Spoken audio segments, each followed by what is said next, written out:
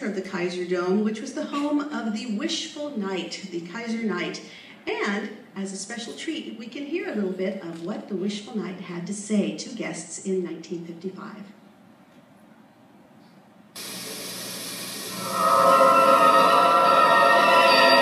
Back into the past.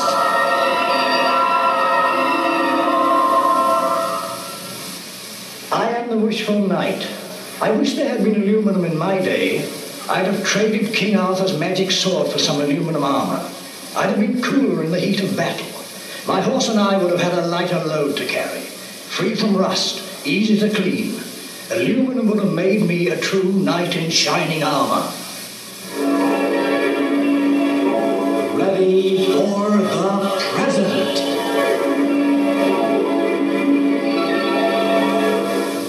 And the sphere at the center would rotate and reveal another speaker. You had a present-day person who was making aluminum the center point of his life and his life in betterment. And then you next journeyed into the future, where you saw a space traveler who used aluminum to save his life as he journeyed through rockets and comets. So it was a very dynamic illustration of aluminum across the centuries.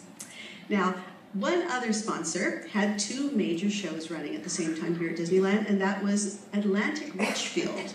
The Richfield Show, which was a theater show located just about where Buzz Lightyear's Astro Blasters are today, was a story of fossil fuels and how fossil fuels were made and reclaimed and how they were used to improve the human condition. What was great about The World Beneath Us is it actually featured an animated CinemaScope film. And the art director for much of this was none other than Ivan Earle, the tremendous Disney stylist who was responsible primarily for the look of Sleeping Beauty, as well as many other mid-century modern classics from the Disney studio. The little professor who hosted it there was voiced by Bill Thompson, who is also the voice of the White Rabbit and Mr. Smee. And after you learned about beautifully art-directed jungles and fossil fuel reclamation, the entire CinemaScope screen parted, and you saw a dimensional working model of the Long Beach oil refineries going at it and giving you oil to improve your life. So it was a dramatic, dramatic show from Richfield. But they had another simultaneously running attraction that I think was a little more popular, especially with youngsters. And that, of course, was the Richfield Autopia, enjoyed by one and all, especially Walt, who had his own private car. And they wanted to make sure you were very careful on the Autopia. This was the days before it even had tracks, and for a while before the cars had regulators. So give a listen here, and listen closely, especially to the background music, which doesn't seem to be warning you so much as encouraging collisions.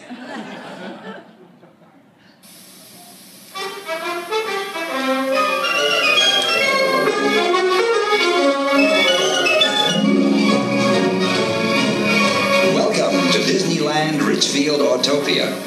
May we have your attention, please? These Autopia cars are very simple to operate. The accelerator and brake are both on the same pedal. To stop the car, remove your foot from the pedal. The brake will automatically be applied. Please observe the following safety rules while driving. Do not pass other cars on the freeway.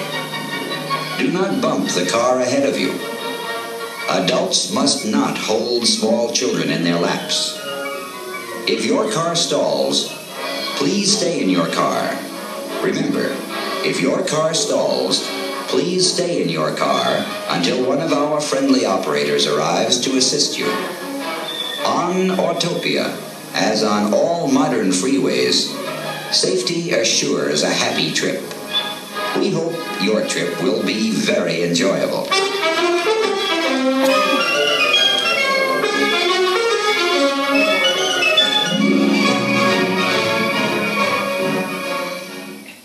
One personal note about the early Richfield version of the Autopia, the Atlantic Richfield Eagle up there, which was perched high above the queue area for the attraction.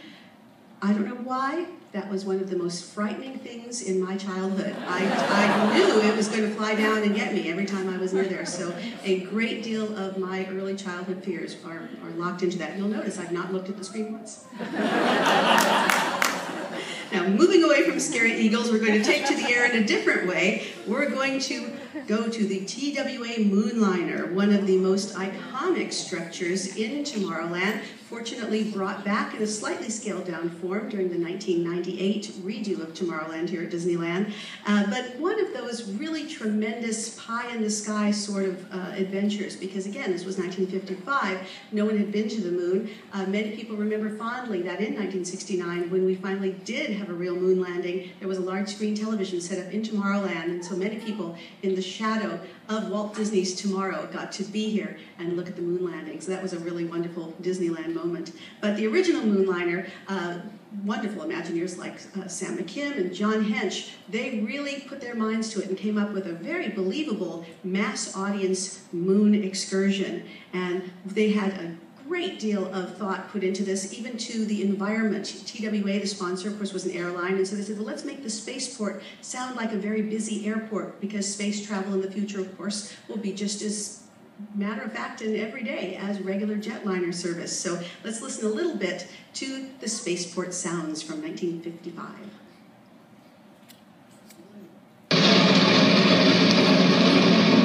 Flight 107, rocket ship Star of Polaris has just touched down. Passengers are disembarking through Gate 3.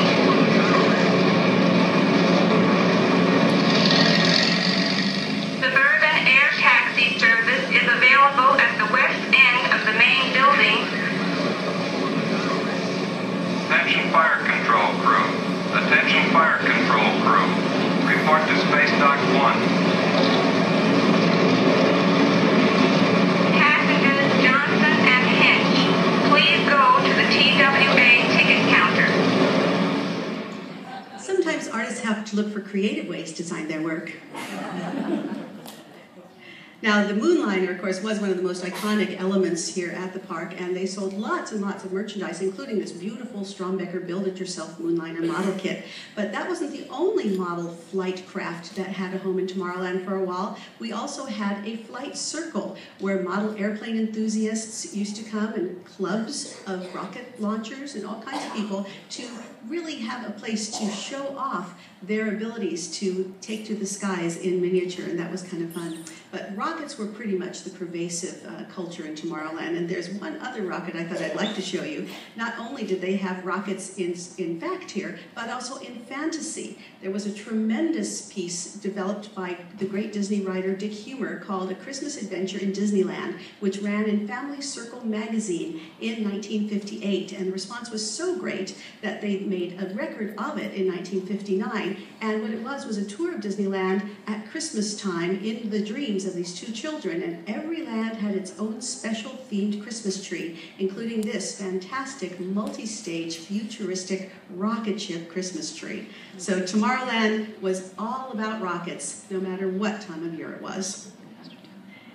Now, if I had a time machine and could pick one place to go in Disneyland for 5 minutes only, not enough time to really go on an attraction, just enough time to like see something and perhaps buy something, that would be the Art Corner of Tomorrowland.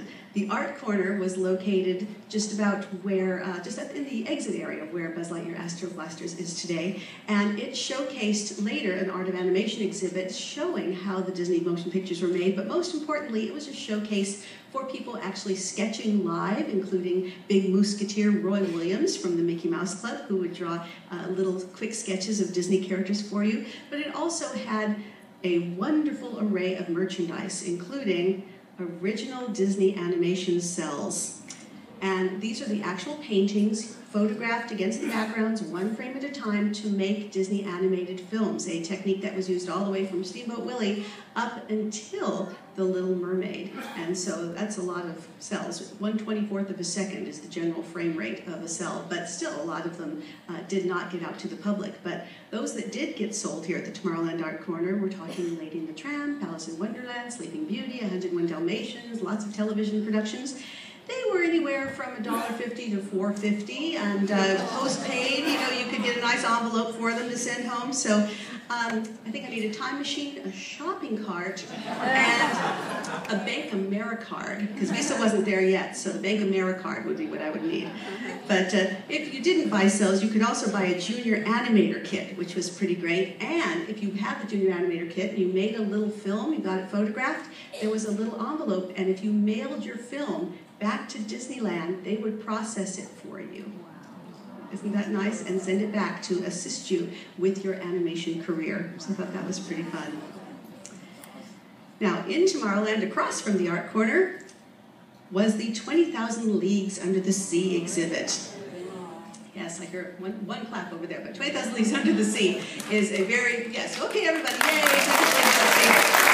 Is a very, very rich motion picture. It was, of course, Walt Disney's adaptation of Jules Verne's classic, and the Academy Award-winning sets from the film didn't really have a home after the film was over. So Walt was well underway with plans for Disneyland. So he said, let's just store these and we'll make this into a fantastic exhibit that people can actually visit when they go to Disneyland. Walt had, of course, several models of the Nautilus on display, and several of the matte paintings that you see here were actually glass paintings done by master effects artist Peter Ellenshaw, which were photographed and used when combined with live action footage as part of the trick shots in the motion picture. But even though we don't have any footage, we do have a little bit of audio. So now let's go inside the submarine Nautilus.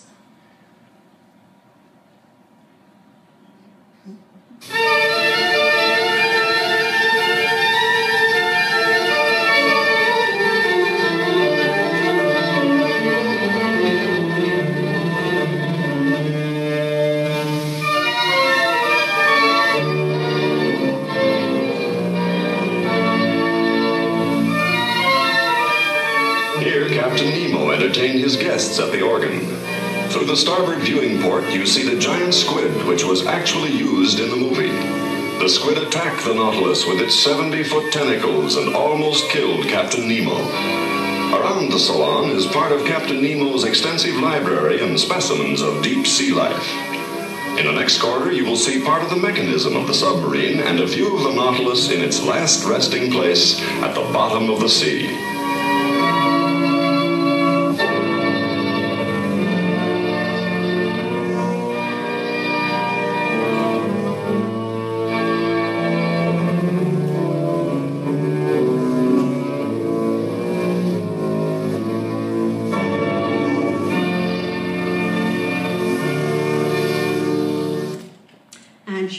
Recognize the narrator there who was heard inside the exhibit. That's the great Thurl Ravenscroft, the wonderful bass singer who sings lead bass in Grim Grinning Ghosts in the Haunted Mansion, is every other pirate that Paul Frees is not in Pirates of the Caribbean, and of course is also well known as the voice of Kellogg's Tony the Tiger.